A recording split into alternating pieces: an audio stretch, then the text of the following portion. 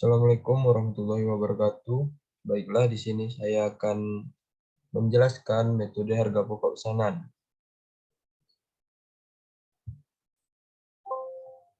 Saya dengan Alif Tegarjat Miko NIM C1B 020123 dengan dosen pengampu Juliusman SE MSI AK akan menjelaskan sebagai berikut. Pertama yaitu siklus akuntansi biaya dalam perusahaan manufaktur. Siklus akuntansi biaya dalam perusahaan dipengaruhi oleh siklus kegiatan usaha perusahaan tersebut. Pada perusahaan dagang, siklus kegiatan dimulai dengan pembelian barang dagang, kemudian tanpa melalui pengolahan lebih lanjut, dan diakhiri dengan penjualan menjual kembali barang dagangan tersebut. Dalam perusahaan dagang, siklus akuntansi biaya dimulai dengan pencatatan harga pokok barang dagangan yang dibeli dan berakhir dengan penyajian harga pokok barang dagangan yang dijual. Tujuan akuntansi biaya dalam perusahaan dagang adalah untuk menyajikan informasi harga pokok barang dagangan yang dijual, biaya administrasi dan umum, serta biaya pemasaran. Kemudian di sini ada karakteristik metode harga pokok pesanan. Metode pengumpulan biaya produksi dengan metode harga pokok pesanan yang digunakan dalam perusahaan yang produksinya berdasarkan pesanan memiliki karakteristik harga pokok pesanan sebagai berikut.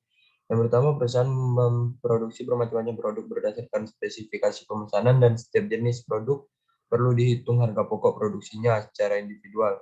Adapun kelompok dari biaya produksi yang berhubungan dengan produk, yaitu biaya produksi langsung dan biaya produksi tidak langsung. Yang ketiga, biaya bahan baku dan biaya tenaga kerja langsung termasuk bagian dari biaya produksi langsung, dan biaya overhead pabrik termasuk dalam istilah biaya produksi tidak langsung atau yang lebih dikenal dengan sistem activity based costing. Biaya produksi langsung diperuntukkan sebagai harga pokok produksi pesanan tertentu berdasarkan biaya yang sesungguhnya terjadi. Sedangkan biaya overhead pabrik diperuntukkan ke dalam harga pokok pesanan berdasarkan tarif yang ditentukan di muka. Nah, kemudian yang terakhir yaitu saat pesanan telah selesai diproduksi, harga pokok produksi dihitung per unit. Caranya dengan membagi jumlah biaya produksi yang dikeluarkan untuk pesanan tersebut dengan jumlah unit produk yang dihasilkan dalam pesanan yang bersangkutan. Kemudian di sini ada manfaat informasi harga pokok produksi per pesanan. Metode harga pokok pesanan merupakan metode pengumpulan biaya produksi yang digunakan untuk menentukan harga pokok produksi dari sebuah perusahaan yang menghasilkan produk berdasarkan pesanan. Tujuan dari diterapkannya metode ini adalah untuk menentukan harga pokok produksi dari setiap pesanan, baik harga pokok secara keseluruhan dari setiap pesanan atau untuk satu persatuan. Metode harga pokok pesanan ini memiliki beberapa karakteristik, diantaranya itu produksi bersifat terputus sesuai dengan pesanan yang diterima, spesifikasi produk sesuai dengan permintaan pemesan, pengumpulan biaya produksi dilakukan melalui kartu biaya pesanan yang berisi rincian setiap pesanan, total biaya produksi dihitung setelah pesanan selesai, biaya produksi per unit dihitung dengan membagi total biaya produksi dengan total unit yang dipesan. Pada umumnya, akumulasi biaya menggunakan biaya normal dan produk yang sudah selesai langsung diberikan kepada pemesan. Adapun manfaat harga pokok pesanan sebagai berikut. Yang pertama, penentuan harga jual pesanan. Perusahaan manufaktur yang aktivitas produksinya berdasarkan pesanan akan memproduksi barang yang sesuai dengan spesifikasi yang ditentukan oleh pemesan. Dengan demikian, biaya produksi untuk sistem pesanan akan berbeda tergantung dari spesifikasi barang yang diminta oleh pemesan. Yang kedua, pertimbangan untuk menerima atau menolak pesanan. Tidak menutup kemungkinan produk yang dipesan oleh customer harga jualnya sudah terbentuk di pasaran. Manajemen dapat memutuskan untuk menerima atau menolak pesanan tersebut.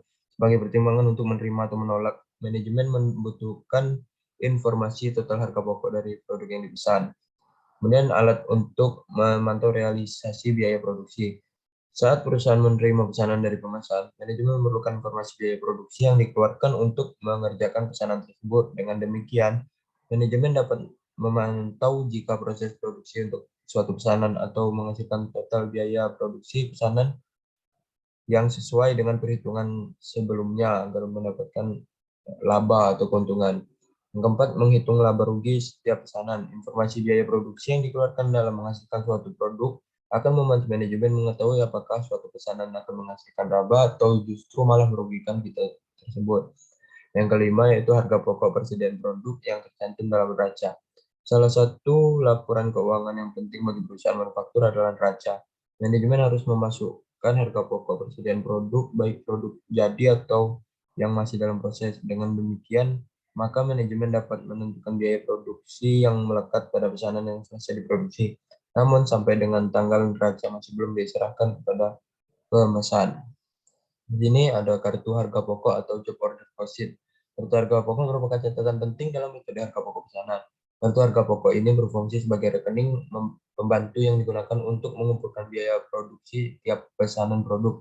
Biaya produksi untuk pengerjaan suatu pesanan dicatat secara rinci di dalam kartu harga pokok pesanan yang bersangkutan. Biaya produksi dipisahkan menjadi biaya produksi langsung dan biaya produksi tidak langsung dalam hubungannya dengan pesanan tersebut. Biaya produksi langsung dicatat dalam kartu harga pokok pesanan yang bersangkutan secara langsung, sedangkan biaya produksi tidak langsung dicatat dalam kartu harga pokok berdasarkan suatu tarif tertentu. Nah, di sini ada perlakuan akuntansi biaya harga pokok produk. Metode penentuan harga pokok produksi adalah cara untuk memperhitungkan unsur-unsur biaya ke dalam harga pokok produksi. Dalam memperhitungkan unsur-unsur biaya ke dalam harga pokok produksi, terdapat dua pendekatan, yaitu full costing dan variable costing. Full costing merupakan metode penentuan harga pokok produksi yang memperhitungkan semua unsur biaya produksi ke dalam harga pokok produksi yang terdiri dari biaya bahan baku, biaya tenaga kerja langsung, dan biaya overhead pabrik baik yang berperilaku variabel maupun tetap.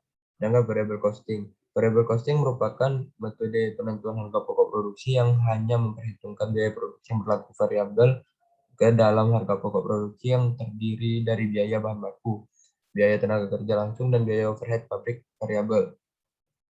Ini perbedaan full costing dan variable costing. Perbedaan pokok antara metode full costing dan variable costing sebetulnya terletak pada perlakuan biaya tetap produksi tidak langsung. Dalam metode full costing dimasukkan unsur biaya produksi karena masih berhubungan dengan pembuatan produk berdasar tarif atau budget.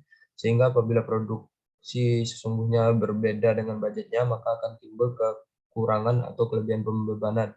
Tapi pada variable costing memperlakukan biaya produksi tidak langsung, tetap bukan sebagai unsur harga produk pokok produksi, tetapi lebih tepat dimasukkan sebagai biaya periodik, yaitu dengan membebankan seluruhnya ke periode di mana biaya tersebut dikeluarkan, sehingga dalam variable costing tidak terdapat pembebanan lebih ataupun kurang. Nah, mungkin cukup sekian penjelasan dari saya atau pemaparan PPT dari saya. Kurang lebihnya mohon maaf. Wabillahi taufiq wal hidayah. Wassalamualaikum warahmatullahi wabarakatuh.